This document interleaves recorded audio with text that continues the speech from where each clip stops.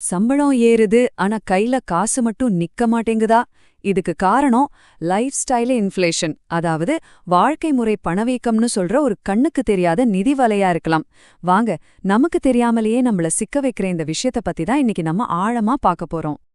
இந்த கேள்வி நம்மள நிறைய பேர் நம்மளையே கேட்டுக்கிற ஒரு கேள்வி. வருமானம் உயருது, ஆனா அதுக்கேத்த மாதிரி சேமிப்பு உயர மாட்டேங்குது. ஒவ்வொரு தடவை ஹைக் வந்த பிறகும் அந்த சந்தோஷம் கொஞ்ச நாள் கூட இருக்கிறதில்ல. அதுக்குள்ள செலவு வந்து நிக்குதுன்னு தோணுதா? இதுக்கு முக்கியமான காரணம் அந்த லைஃப் ஸ்டைல் இன்ஃப்ளேஷனா தான் இருக்க முடியும்.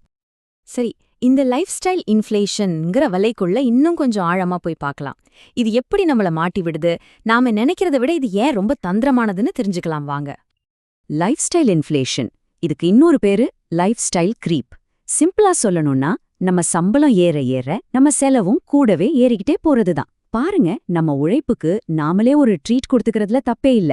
ஆனா அந்த ட்ரீட் எப்போ ஒரு கெட்ட பழக்கமா மாறுதுன்னு தெரியாம போச்சுன்னா அங்கதான் பிரச்சனை ஆரம்பிக்குது.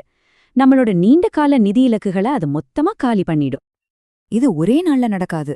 கொஞ்சம் கொஞ்சமா நமக்கு தெரியாமலேயே நம்ம வாழ்க்கைக்குள்ள நுழையும்.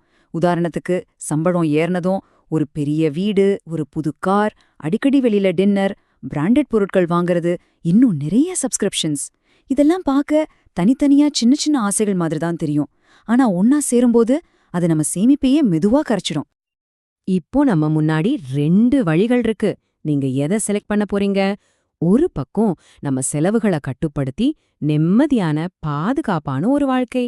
இன்னொரு பக்கம் கட்டுப்பாடே இல்லாம செலவு செஞ்சு கடன், டென்ஷன்னு ஒரு வாழ்க்கை. சாய்ஸ் நம்ம கையில தான் இருக்கு. ஐயோ, இதுல மாட்டிட்டோமேன்னு பயப்பட வேண்டாம். இதுல இருந்து வெளியே வரதுக்கு கண்டிப்பா வழி இருக்கு. ஒரு கரெக்டான பிளான் போட்டா போதும், நம்ம ஃபைனான்ஸோட கண்ட்ரோல மறுபடியும் நம்ம கைக்கு கொண்டு வந்துடலாம். அது எப்படின்னு தான் இப்ப பார்க்க போறோம். இங்க பாருங்க, ஒரு சிம்பிளான 5 ஸ்டெப் ஃப்ரேம்வொர்க் இருக்கு. முதல்ல, உங்க இப்போதைய ஃபினான்ஷியல் நிலைமை என்னன்னு முழுசா புரிஞ்சுக்கோங்க. வருமானம் எவ்ளோ, செலவு எவ்ளோ, கடன் எவ்ளோன்னு. 2வது, ஒரு ரியலிஸ்டிக்கான பட்ஜெட் போடுங்க. 3வது, ரொம்ப அதிக வட்டி இருக்கிற கடனை முதல்ல அடைக்க பாருங்க. 4வது, சேவிங்ஸை ஆட்டோமேட் பண்ணுங்க. சம்பளம் வந்ததும் அதுவா சேவிங்ஸ் அக்கௌண்ட்டுக்கு போயிடணும். கடைசியா, வருஷத்துக்கு ஒரு தடவையாவது உங்க பிளானை ரிவ்யூ பண்ணி தேவைப்பட்டா சரி பண்ணுங்க. பணத்தை கண்ட்ரோல் பண்றது வெறும் கணக்கு வழக்கு பாக்கறது இல்ல. அது நம்ம மைண்ட் செட்டை பத்தின விஷயம். பொருட்களை வாங்கி குவிக்கிறத விட நல்ல அனுபவங்களுக்கு செலவு செய்யுங்க. நம்மகிட்ட ஏற்கனவே இருக்கிற விஷயங்களுக்கு சந்தோஷப்படுங்க. ரொம்ப ரொம்ப முக்கியமா, அடுத்தவங்க கூட நம்மளோட ஃபினான்ஷியல் நிலைமைய கம்பேர் பண்ணிக்கவே கூடாது. இந்த சின்ன சின்ன மனநிலை மாற்றங்கள் தான் பெரிய வித்தியாசத்தை உருவாக்கும். சரி, இதெல்லாம் தேரியா கேட்க நல்லா தானே இருக்கு. ஆனா நிஜ வாழ்க்கையில இதெல்லாம் ஒர்க் அவுட் ஆகுமா? வாங்க, 2 ரியல் லைஃப் கேஸ் ஸ்டடீஸ் மூலமா இத பார்க்கலாம். முதல்ல ஜெயாவோட கதைய பார்ப்போம்.